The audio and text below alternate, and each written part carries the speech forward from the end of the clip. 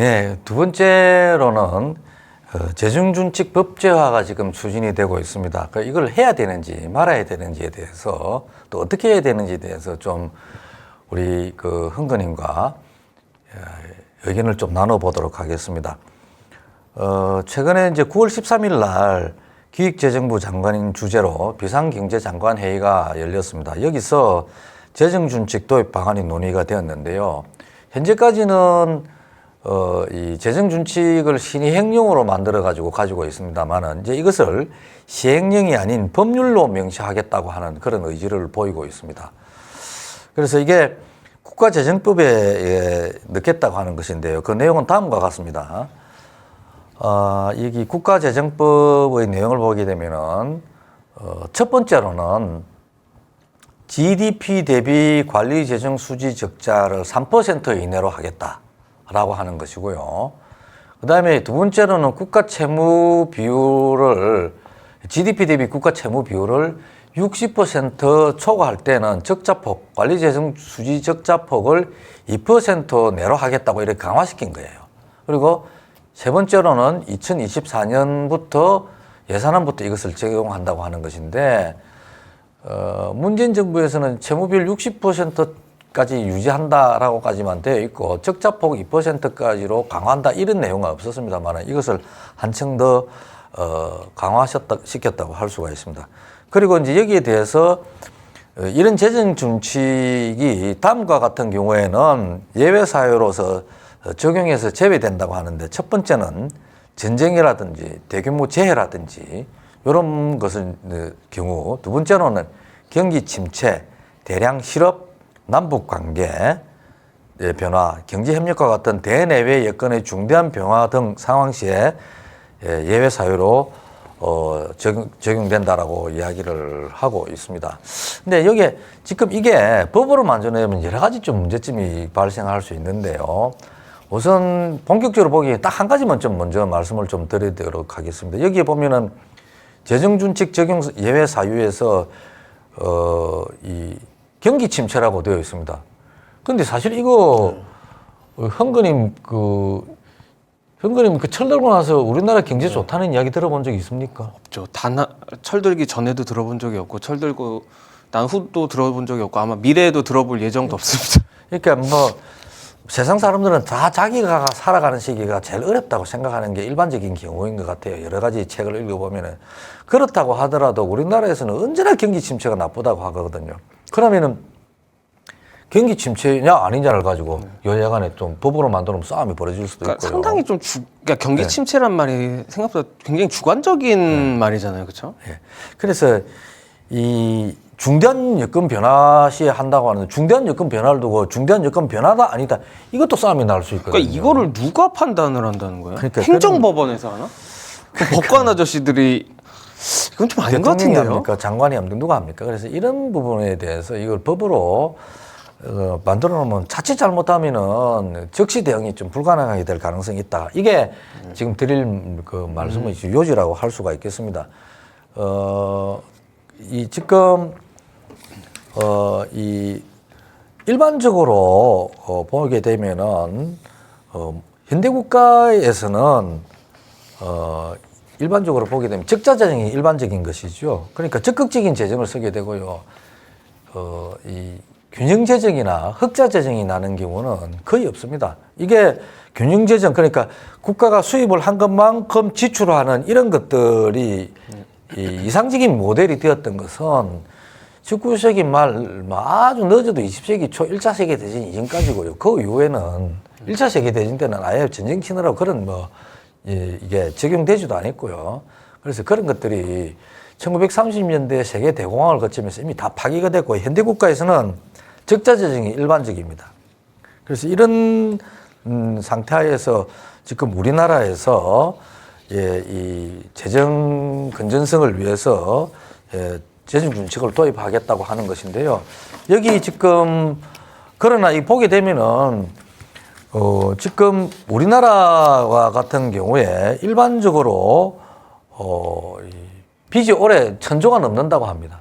근데 우리나라가 옛날보다 70년대나 80년대, 90년대보다 훨씬 GDP 규모가 커져가 세계 10위지 않습니까?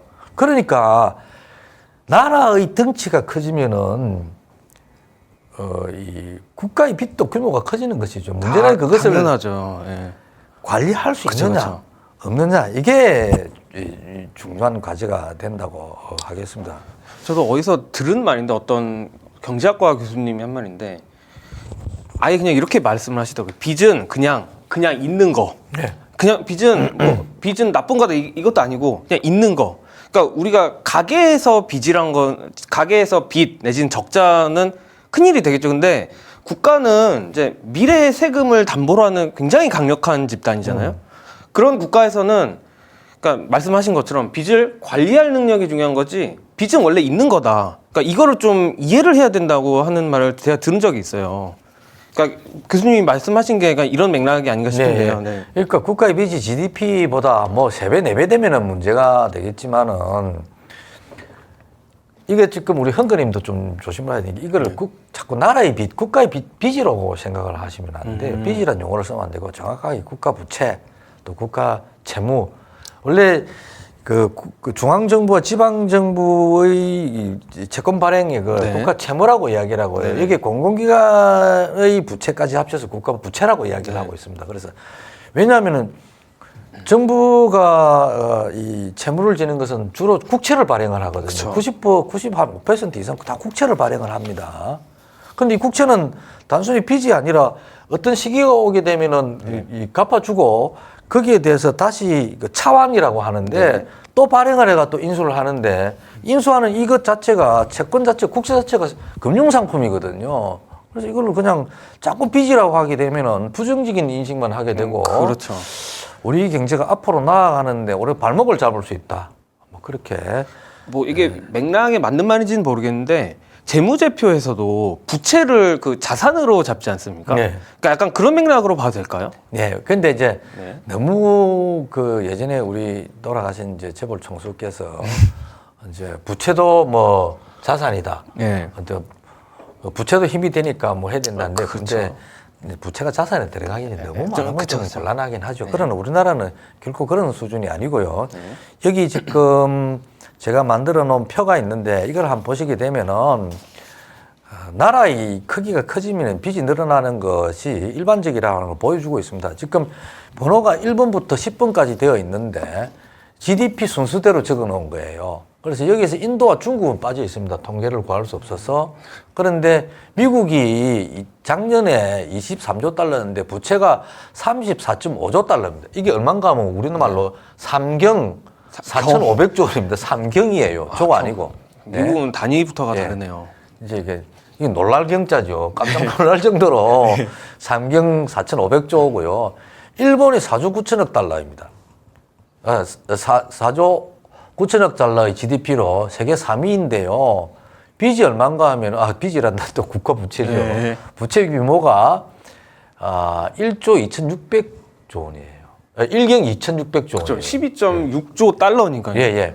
여기도 경이 넘어가네요. 예, 일경입니다. 그리고 이게 근데 이제 일본은 좀 예외적으로 좀 봐야 된다라고 하는 이야기가 있죠. 미국과 영국, 일본은 미국은 네. 이제 이 기축통화국이잖아요. 그렇죠. 그래서 돈 마음대로 찍어낼 수 있거든요. 예전에 1947년에 IMF가 출범할 때, 야, 세계 거래에서 우리나라 돈으로 하자라고 주장했던 미국의 그 주장이 먹혀가지고 그 이후로 모든 세계 거래에서는 미국 달러를 중심으로 해가지고 거래를 하지 않습니까? 요즘 와서는 유로나든지 위안화도 좀 엔화를 좀 쓰긴 하지만은 그 미국에 비하면은 그 비율은 얼마 되지 않거든요. 그래서 여기에 대해서 예전에 유명한 국제경제학자였던 그 킨들버그 교수가 이런 이야기 합니다. 야, 이거는 말이지 미국이 자기 집 뒷뜰에 돈 마음대로 찍어낼 수 있는 지폐 제조기를 가진 것이나 마찬가지다. 그렇게 얘기를 하고 있거든요. 그래서 그런 측면에서 보면 미국은 좀 예외적이라 할 수 있겠고 또 일본의 빚이 이렇게 260% 가까이 되는 이것도 좀 예외적이라고 이야기를 하는 경우도 있습니다. 그래서 미국과 일본의 예를 들면 안 된다고 하는 사람도 있겠는데 어쨌든지 간에 경제 규모가 큰데 빚이 이렇게 많은 거 아닙니까? 그렇죠. 그다음 독일은 4위인데 빚이 3.3조 달러예요. 그러니까 3,300조 원이죠. 이렇게 쭉 보게 되면은 우리나라는 세계 12위의 경제 규모를 가지고 있는데 그 GDP가 1.8조 달러인데 부채 규모를 본다면은 0.9조 달러예요. 그러니까 상당히 적은 편이라고 할 수 있겠고 올해 윤석열 대통령도 뭐 계속 이어서 하는 이야기는 올해 이제 국가 빚이라고 이야기하더라고요. 국가 빚이 1,000조 넘어간다는데 실제로 하나로 치면은 1,064조인가 하여튼 뭐 이렇게 되게 됩니다. 그러나 이것은 다른 나라들이 지고 있는 빚의 규모에 비하면은 굉장히 적은 편이고 그렇게 이 국가 채무 비율도 높은 그런 수준도 아닙니다. 그래서 이게 일방적으로 빚의 크기만을 자꾸 하게 되면은 여러 가지 이제 문제가 있다라고 하는 점을 말씀을 좀 드리게 되었고요. 윤석열 대통령께서는 이미 이렇게 할 수 있는 재정 준칙을 법제화하는 거 아니냐 하는 이런 분위기를 좀 느끼게 하는 이런 발언을 좀 평소에 좀 하시긴 하셨습니다. 이 8월 15일인가에도 보게 되면은 그 전에 8월 15일이 아니라 7월 7일에 국가재정전략회의에서 재정 만능주의라는 환상에서 벗어나야 한다. 그래서 공공부문을 긴축을 해가지고 진정한 사회적 약자나 취약계층이 어려운 경제 위기에 처해 있는데 이들에게 더 두텁게 지원해야 된다. 이렇게 이야기를 했거든요. 그래서 이미 6월 15일에 발표된 현 정부 경제정책 방안과 더불어서 이제 이게 법제화 되겠다고 하는 건 느낄 수가 있었는데 사실 우리나라에서는 재정 만능으로 모든 걸 풀려고 했던 적이 없습니다. 그죠? 없죠. 얼마나 벌벌 떨어요. 그러니까 지금도 빚지라 그러면서 공포에 시달리는데 그런 적이 없었는데. 그리고 이제 우리나라가 OECD에서 이제 이 소득 양극화가 가장 심한 나라인데 이 진정한 사회적 약자에게 지원하겠다. 이것은 결국은 사람 골라가지고 선별 지원하겠다. 이런 것이기 때문에 현대 국가의 의무가 물론 뭐 첫 번째로는 가난을 구제하는 것이죠. 빈곤 계층을 구제하는 것. 두 번째로 있는 것은 뭐냐면은 중산층의 육성입니다. 그래서 가난도 구제하지만은 중산층을 육성해서 사회의 기둥이 튼튼하게 이렇게 뿌리가 되어야 이 사회가 안정이 되고 또 국민들의 삶도 행복한 것이죠. 그런 측면에서 이 국가 재정을 좀 적극적으로 운용해야 될 필요성이 있는데 지금 현재 기획재정부에서는 국가재정법을 통해 가지고 앞으로 국가 돈을 함부로 쓰지 못하도록 하겠다 뭐 이렇게 주장하고 있습니다. 사실은 이제 추경호 장관도 통화 수합 현재 필요 없다 뭐 이렇게 이야기하면서 여러 가지 이 대외적 건전성이 매우 양호하다 뭐 이렇게 했는데 대외 건전성이라고 하는 것은 결국 우리나라 채권이 채무보다 많다. 대외 채권이 대외 채무보다 많다 이런 이야기인데 그러면서 우리나라 아직도 필요 없다고 하는 측면에서는 주가 채무 비율이 세계적으로 낮다는 거는 막 이해를 알고는 있는 것 같아요. 그런데 이제 자꾸 그런 발언을 하시니까 문제가 되고 좀 걱정이 된다고 할 수 있고요. 언론은 제가 두 번째 시간에도 말씀드렸다시피 항상 국가 채무의 크기만을 문제를 삼고 있습니다. 그렇죠. 상대평가 내지는 비중을 말하면은 그 공포감이 덜 들 거라고 생각을 한 모양인지 1,000조인 것만 강조하잖아요. 그게 사실이라고 하더라도 한쪽만을 자꾸 강조해 버리게 되면은 왜곡이 되는 것이죠. 혹세무민이 되는 것이고 한 건데 어쨌든 경제부 기자들께서 좀 이런 걸 좀 균형감 있게 좀 기사를 하고 방송을 했으면 하는 이런 부탁을 좀 드리고 싶습니다.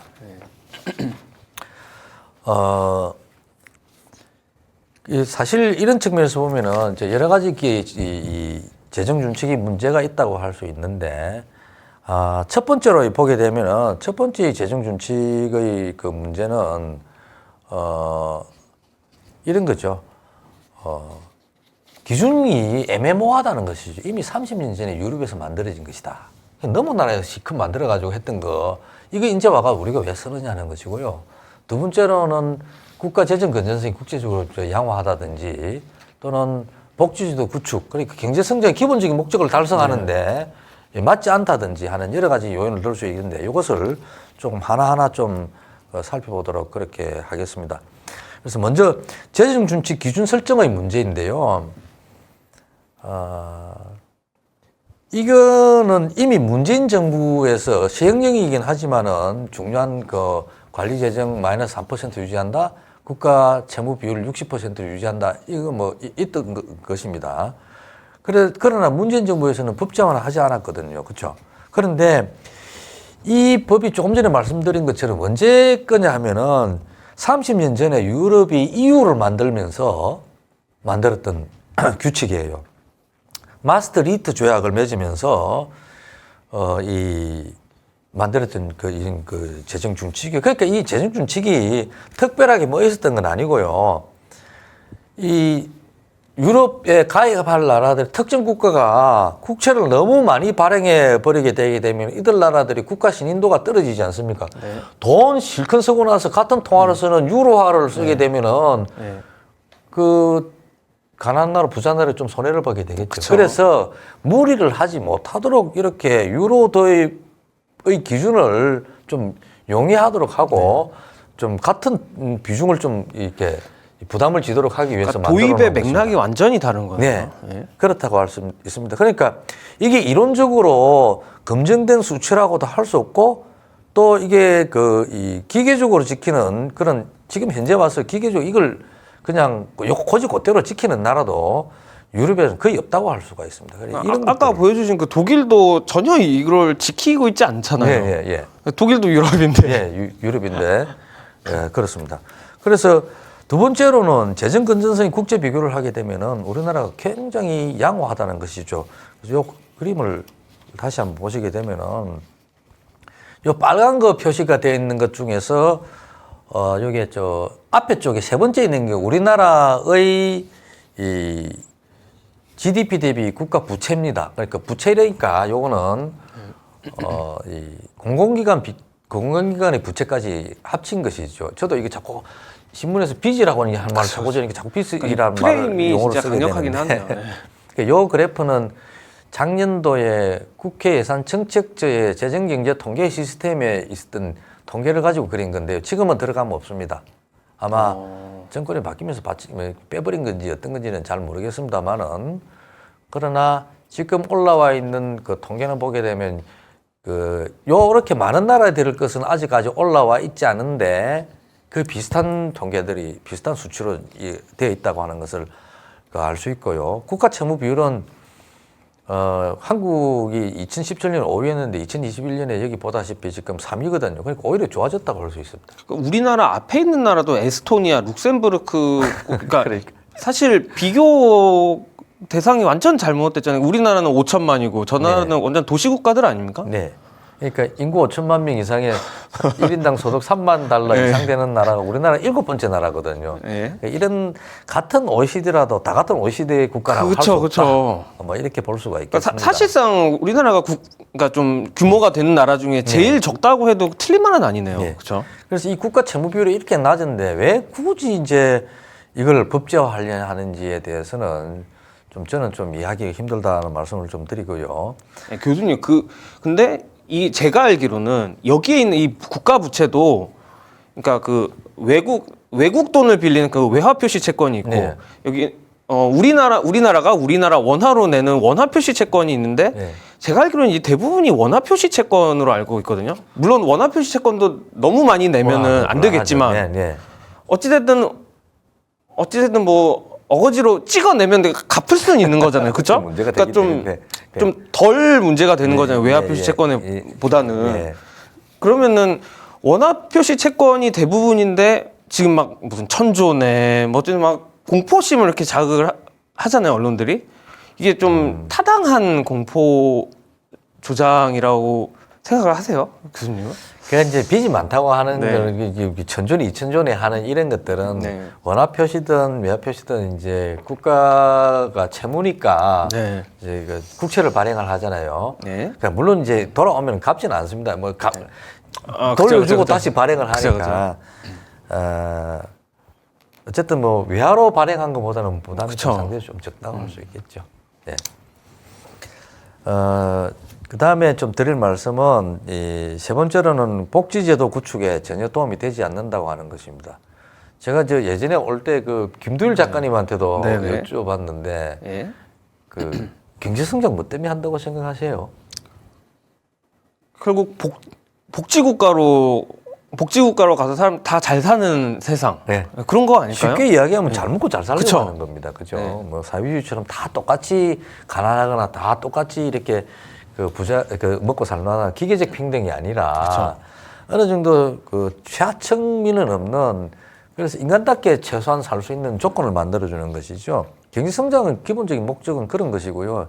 지금 현 단계에서 한국이 UNDP라고 하는 유엔무역개발기구에서 한국이 선진국이라고 주장을 했지만은 사실은 아직은 뭐 무늬만 선진국인 단계라고 할 수가 있습니다. 그래서 그 내용을 갖추기 위해서라도 사실 그 복지제도를 갖춰가야 우리가 서구 선진국이나 서유럽과 같은 나라가 될 수 있다고 보고 현재 우리나라의 그 복지제도는 굉장히 취약하다고 할 수가 있습니다. 그래서 그런 데에다가 이와 같은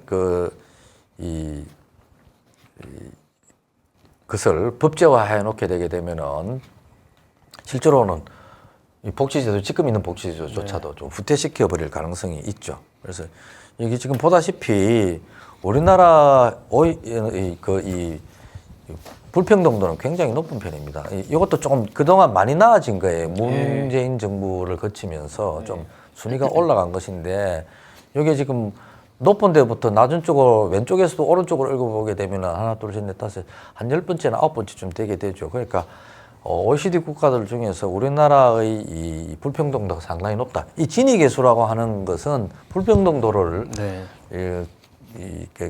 계산하는 그런 수단인데요. 여기에는 뭐 이런 것 말고도 팔마 지수라든지 오분위 배수라든지 이런 게 있는데 지니 계수 말고 뭐 여러 가지 상대적 빈곤율이라든지 하는 거 보게 되면은 훨씬 지수가 나쁘게 나옵니다. 그래서 우리 사회가 그 시급하게 해결해야 될 문제가 이런 소득 양극화, 소비 양극화라고 할 수가 있거든요. 그래서 소득 수준 양극화가 너무 심하다라고 하는 측면에서 복지 제도를 구축을 해야 되는데 이런 것들에 대해서 재정을 긴축시켜 놓으면은 전혀 이런 문제 해결하는데 도움이 되지 못한다라고 이렇게 할 수가 있겠습니다. 그래서 하나 그래프를 더 보시게 되면은 OECD 국가들의 GDP 대비 이 사회복지비 지출 비중이에요. 그래서 여기 지금 보라색으로 표시된 이런 쪽들은 전부 다 복지 선진국들이라고 할 수가 있습니다. 그리고 중간에 그 초록색으로 되어 있는 이게 OECD 평균이거든요. 20.2%. GDP 대비 우리나라는 GDP 대비 어느 정도 공공사회복지 지출을 하고 있는가 하면 12.2%밖에 안 하고 있어요. 그래서 이 공공사회복지 지출을 그때 그 이명박 정부 때인가 박근혜 정부 때에 그 추정한 국가기관 추정한 바에 하면은 우리나라는 2060년이 돼야 2009년의 스웨덴 수준까지 간다. 뭐 이렇게 2060년에 대한민국이 2009년에 스웨덴이다. 50년 반 세기를. 그때 되면 나이가 어떻게 되죠? 저는 그때 80이네요. 살아 있을 수 있을지. 기다리다가 그러니까요. 지치겠습니다. 그래서 뭐 이렇게 되다 보니까 우리나라의 자살률이 세계 2위, OECD 국가 중에 2위입니다. 원래 1위였는데 OECD 국가 중에 라트비아 때문에 2위로 밀렸고요. 안타깝게도. 농담입니다.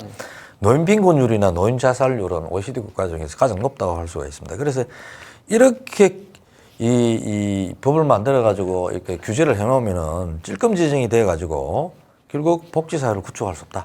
그러니까 포퓰리즘이라고 자꾸 이야기를 하는데 근거 없는 이야기라고 할 수가 있습니다. 그쵸. 오히려 이걸 가지고 선동을 하고 못하게 하는 이게 포퓰리즘이 아니겠는가 저는 그렇게 생각을 합니다. 그 외에 네 번째로 본다면은 아까 제가 좀 중소기업 문제 장기 재촉으로 이야기를 했었죠. 그리고 우리 그 황거님께서 모태펀드, 모태펀드, 그거 줄였다고 이야기했죠. 그러니까 이게 지금 그런 식으로 가는 겁니다. 자, 올해 예산이 679조인가 이랬는데 이걸 지금 내년에 600. 그러니까 작년에 1조 좀 넘었던 게 이제 올해 한 5천억인가로 하고 거기서 또 40%를 또 까서 3,135억 원인가로 줄였어요. 그러니까 2021년 대비 2023년은 거의 70%가량이 줄었다는 기사를 봤거든요. 그래서 이런 측면에서 보면은 이 이제 모태펀드도 문제가 되고 또 중소기업 육성 문제라든지 이런 것들. 그다음 그 외에 이제 국가균형 발전이라든지 하는 이런 부분에서 미래 사회 구축을 위해서 상당한 재정적 수요가 있는데 이 수요를 감당하지 못한다는 것이죠. 우리 포기해야 되는 겁니다. 그러니까 우리 복지 사회 아마 이런 식으로 가다 보면 저도 뭐 이 세상에 언젠가는 이제 떠나고 없을 텐데 보지 못할 가능성이 있어서 상당히 높다고 안타까운데. 그러니까 뭐 긴축 얘기하면서 선별복지 얘기를 하는데 뭐 선별복지도 다 좋은데 네. 그러니까 말 그대로 선별복지는 선별을 해가지고 필요한데 돈을 붓겠다는 거잖아요. 네. 근데 친기업 정부를 표방을 했으면서 모태펀드 돈 또 줄인단 말이에요. 네. 선별복지를 한다면서 선별도 안 하는 거예요. 네. 참 이게 그러니까 도대체 본인들이 말을 해놓고 본인들한테 카운터가 되는 정책을 하니 참 이게 뭘 하고 계시는지 모르겠는데. 어쨌든 맞습니다. 그렇게 이렇게 그 재정 운용에서 이거를 법제화 시켜 놓으면 되면은 재정 운용에서 경직성이 높아져서 성장 잠재력을 훼손할 수밖에 없죠. 네. 그리고 이제 이것 자체도 유럽에서도 지키지 못했는데 아까 독일 이야기 하시는데 독일은 헌법에 재정 준칙 문제가 있긴 있다고 그래요. 그런데 얘기를 들어보니까 코로나19 사태로 이를 지킬 수 없게 되자 법을 바꿔버렸다 하거든요. 그래서 선진국도 지키지 못한 거 자기들도 근거가 좀 부족했다고 생각하는지 이걸 바꿨다고 하는데 이걸 우리가 굳이 도입할 필요가 있는지 또 도입을 한다 하더라도 미래에 어느 정도 우리의 경제 성장의 기본 목표를 달성한 후에 도입을 해야지 이걸 지금 당장 도입을 해가지고 지금 양극화 문제를 해결해야 된다든지 중소기업의 어떤 기술력을 개발해야 된다든지 국가균형 문제, 발전 문제, 모태펀드 문제라든지 이런 부분의 자금 수요를 제약하게 되면은 여러 가지 좀 어려운 상황이 좀 나타날 수 있다고 볼 수 있습니다. 이미 유럽에서도 버린 거를 굳이 그 30년 전에 맥락도 다른 거를 네. 주워다가 지금 법제화를 한다는 거잖아요. 네. 그리고 이제 제일 큰 문제는 맨 처음에 말씀드렸다시피 위기 대응 능력이 떨어진다고 하는 것이죠. 우리나라 정치구조에서 법률로 정해놓으면요 여야 간에 야 이거 거의 적용이 된다 안 된다 이래가지고 부지하시로 세월 보내다가 지금 잘못하면 큰일 날 수 있거든요. 오죽하면 이 코로나 시국에서도 그러니까 코로나 시국 정도면 굉장한 재해 상황이라고 생각이 되는데 그것조차도 재해가 아니라고 돈을 아끼겠다고 한 게 기재부 아니겠습니까? 네. 그래서 기재부 그렇죠. 이렇게 실제로 보게 되면은 지금 내년 예산을 올해 예산이 679조 내년 640조 40조 줄이겠다고 하잖아요. 제가 생각하기에는 지난 그 선거 과정에서 홍모 재경부 장관이 국민의힘의 이제 엑스맨이었다면은 실제로 저는 그렇게 생각합니다. 재난지금 제대로 지급했으면은 그렇게까지 뒤집어지겠느냐 간발의 차죠. 그 다음에 지금의 입장에서 보면은 추 장관이 오히려 민주당의 있던 그 엑스맨이 될 가능성이 높다. 왜냐하면은 먹고 살기 힘들면요 사람은 표 안 찍습니다. 네. 그래서 사실 이건 내가 국민의힘을 위해서 지금 내가 뭐 조언을 자, 여기서 저는 말하는 그 추님은 그 우리가 아는 그 민주당 추가 아니라 저 국민의힘 추죠. 예. 예. 저는 뭐 어느 당 편이라고든 그건 진짜로 국민을 그쵸. 우리 이 백성들 진짜 당 이전에 우리가 잘 먹고 잘 살아야죠. 예. 그래서 이렇게 이제 예산을 축소하게 되면은 여러 가지 피해자들이 생기게 되죠. 우선 공무원 정원을 좀 이 116만 명인데 이거 지금 앞으로 5년 동안 1% 줄이겠다고 하잖아요. 네. 이거 이렇게 되게 되면은 청년층이나 이제 공시생들 공무원 시험하는 분들 이거 불리해지게 되죠. 경쟁률이 더 치열해질 수 있습니다. 그렇죠. 불리하다고 볼 수 있겠고. 제가 그 복지 부문에 종사하는 분들을 들어 만나봅니다. 죄송합니다. 그때 이 복지직에 종사하는 공무원들을 보면은 다른 사람은 복지를 위해서 일해야 될 게 아니라 제가 보기에는 이분들이 복지 정책의 대상이 돼야 될 것으로 보여요. 그러니까 제가 부산에서 봤습니다. 그러니까 부산에서 예를 들어 보면은 복지직 공무원이 한 9만 명쯤 되는데 어제 아래는 신문을 보게 되면 그 중에 48%가 비정규직이고 최저임금에 시달리고 있고 일자리가 불안정하고 노동력이 열악하다고 하거든요. 그러니까 이게 공무원 안 늘려주면요, 소방이라든지 복지직에 있는 이런 쪽에서 업무량이 과다해가지고 지금 자살하는 사람들이 생기고 있어요.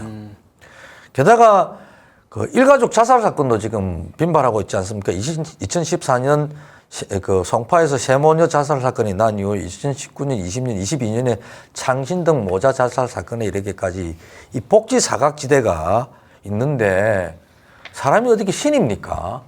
어떤 사고가 터지면은 공무원들이 제대로 관리 감독 못했다고 하는데 그 자기 일 안 하고 놀 사람은 없거든요. 늘 열심히 해도. 사각지대는 늘 있는 건데. 예. 예. 근데 그걸 이제 발견해내야 되는데 공무원을 제대로 안 뽑게 되면요. 결국 이거 업무가 과다해서 그걸 제대로 이 공직을 수행을 하지 못하고 하게 되는 것이니까 결국은 이 피해가 일반 국민들한테 돌아간다고 할 수가 맞아요. 있습니다. 그래서 재정을 아껴 써야 되긴 하지만은 사실상 제가 보면 국가재정법에다가 이런 거 명시하는 것은 기축재정을 법제하는 거예요. 그 피해자가 오히려 국민이 될 수 있다. 게다가 이걸 가지고 내년에는 공공응용 노인 일자리를 6만 개를 줄이겠다고 하는 것인데 주로 보면 한 70세 이상의 노인네들이 받는 건데 30시간 일하고 27만 원 받아가는 거거든요. 추 장관이 이거 말이지 일자리 같은 것도 일자리 같지 않은 일자리 가지고 저 실업률에서 빼고 뭐 이렇게 하는데 이거 뭐 이제 착시현상이다 이렇게 이야기하는데 실제로 거기에서 일하시는 분들은 73.9%가 내 생계 때문에 일한다 이렇게 이야기를 하고 있어요. 그 이야기 무슨 이야기인가 하면은 한 달에 27만 원 받는 것도 지금 아쉬운 거예요. 그거 없애고 지금 민자형 시장형 일자리를 만든다고 하는 것은 이것은 그 수혜 대상이 달라지는 것이거든요. 그래서 이건 좀 역시 이 재정의 어떤 그 재정 운용에서 이런 법제화하는 것이 이미 상당히 좀 이 피해자를 양산할 가능성이 있다고 이렇게 볼 수가 있겠습니다.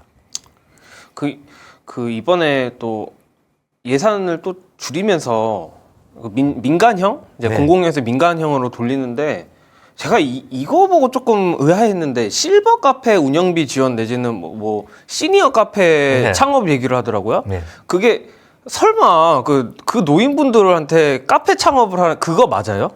진짜 네, 그 뭐, 커피값 그 카페예요? 저 실버 카페 이런 것은 거기 가서 일을 하거나 창업을 하거나 이거 좀 그 대상이 네네. 이 보통 70세 이상 되게 되는데 이분들 한 60세 이상이니까 네. 대상이 달라지는 것이죠. 그러니까 뭐 그 70세도 그렇고 60세도 그런데 네. 조금 사업 그분들한테 그러니까 네. 이 창업 자영업으로 네. 미는 거잖아요. 예. 하여튼 그거 보고 진짜 와 여기는 진짜 각자 도생이구나 이제는. 지금 우리나라 노인 실업률이 상당히 높거든요. 그래서 이런 부분에 대해서 이거 없애면 좀 곤란한데 당장 피해자가 생길 건데 하는 걱정이 앞섭니다.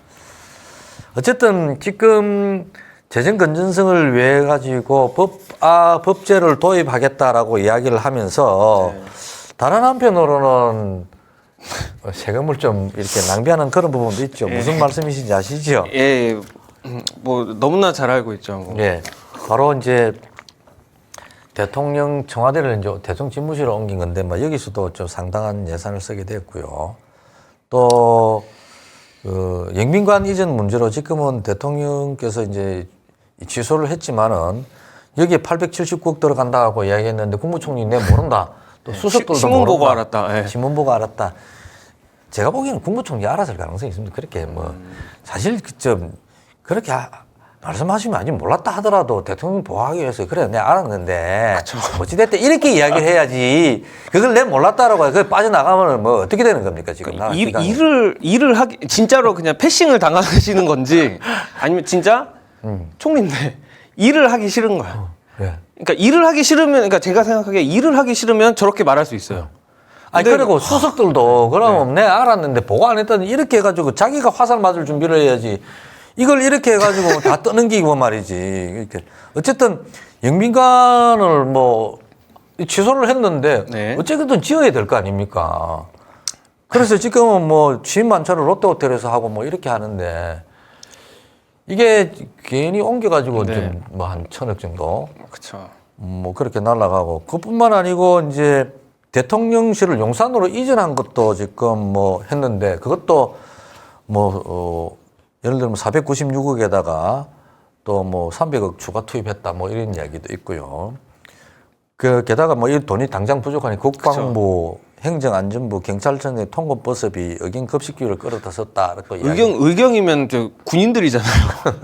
걔네 물론 밥 먹을 돈 뺏어가지고. 나중에 이게 이제 뭐 군기기 하겠습니까? 다 아니, 뭐 여기서 이제 그렇죠. 전용을 하는 거니까 그런 건데 이제 다급하니까 그래 했겠지만은 어쨌든 그렇게 해가지고 하니까 결국 또 대통령 공관이 어딥니까? 저 대통령 공관을 저 한남동 외교부 장관으로 가니까 외교부 장관은 또 쫓겨나 다른 쪽으로 가게 되고 또 외교부의 행사는 외교사절을 말이하지 않은 경우가 이기 때문에 굉장히 중요하거든요. 그쵸. 그걸 지금 여의도에 있는 호텔이라든지 롯데 호텔, 플라자 호텔 이렇게 해서 하니까 이제 돈을 쓰게 되고요.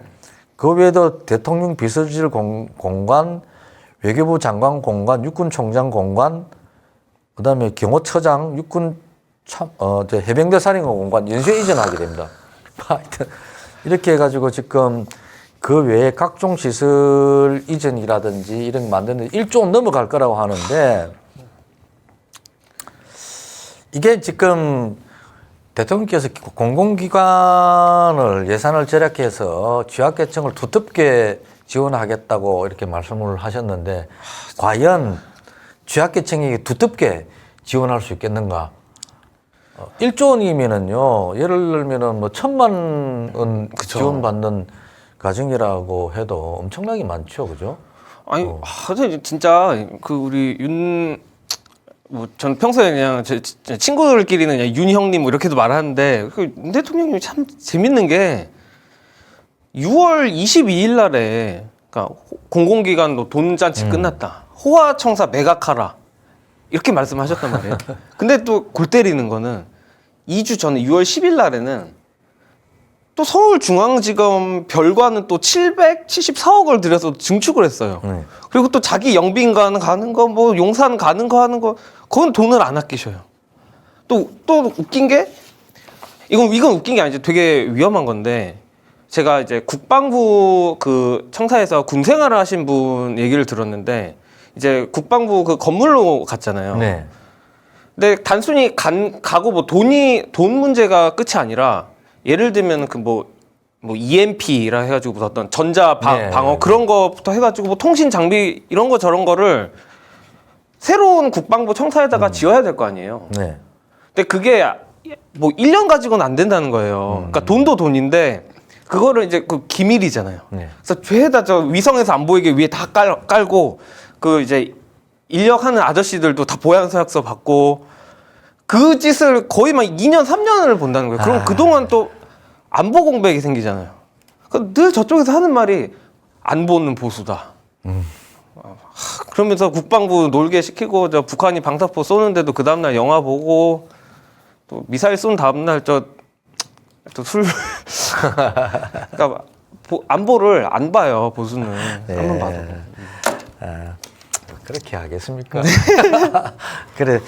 어쨌든 우리 지금 현 정부가 보면은 두텁게 확실하게 꼭 반드시 뭐 이런 뜻의 이 용어를 많이 쓰는데 좀 말을 너무 좀 앞세운다. 좀 조용하게 차근차근 진행하게 되면은 아까 그 외교 관련해서도 좀 비슷한 네, 맞습니다. 다 백성들이 알고서 네. 또 지지하고 또 지지율도 높아진다 그렇게 볼 수가 있겠습니다. 그래서 좀 이런 대통령 예를 들면 영빈관의 대통령 신부실 이전 이런 문제도 사실은 장기간 좀 그렇죠. 계획을 해가지고 예산 세워서 하면은 별 문제가 없을 텐데 이렇게 이 정부가 바뀌자마자 바로 하게 되니까 의아심을 갖고 있는 이 부분. 그러니까 너무 좀 뜬금이 국민들이 많죠. 네. 네. 너무 황당했었어요. 좀. 갑자기? 왜? 지금 왜? 그래서 어쨌든 재정 준칙에 대해서 말씀을 드렸는데 재정 준칙은 지금 잘못하면은 오히려 발목을 잡을 수 있으니까 추후의 과제로 넘기고 기본적으로 유럽에서도 별로 뭐 그렇게 위력을 발휘하고 있지 못하는 것 같으니까 우리가 도입할 필요는 기본적으로 저는 없다고 생각합니다. 그러나 네. 굳이 필요해서 한다 하더라도 지금 이걸 이렇게 강력하게 추진할 필요는 없다. 그래서 이거는 정말 민주당에서 강력하게 야당에서 반대를 해서 이걸 만들면 안 됩니다. 이걸 하게 되면은 저는 야당이 과연 야당 역할을 하지 못할 거라고 생각을 합니다. 못한다고 생각하고 뭐 비판을 할 수밖에 없겠죠. 예. 아무래도 또 정부 입법이다 보니까. 네. 예. 자, 오늘 이까지 두 가지 주제에서 했는데, 이 시간이 많이 흘렀습니다. 그죠? 예. 저는 좀 줄이느라고 PPT도 좀 적게 만들고 이렇게 해왔는데, 둘이서 대화를 하다 보니 좀 길어졌습니다만, 저는 상당히 좀 유익했습니다. 저도 배우는 것도 많고요. 감사합니다. 강의를 하다 보니까 제가 배웠죠. 좀 네. 소홀했던 분도 있는데 좀 들었던 분도 있고 이래서 특히 현근이 뭐 오늘 참 나와주셔서 좋은 시간이었다고 생각합니다. 예, 감사합니다. 앞으로도 좀 좋은 시간을 같이 가졌으면 좋겠습니다. 많이 배웠습니다. 네. 예. 시청자 여러분 어떠셨습니까? 저희들이 둘이서 이 국가 재정 준칙 문제와 외환 문제를 다뤄봤습니다. 만족하셨는지 잘 이해를 하셨는지 이해를 하셨다기보다는 만족하셨는지 모르겠습니다. 다음 시간에는 좀 더 좋은 주제를 가지고 우리 사회가 어떤 방향으로 나아갈지에 대해서 좀 대화를 나눌 수 있는 시간을 가지도록 하겠습니다. 감사합니다. 좋은 저녁 되십시오. 이것으로 마치겠습니다.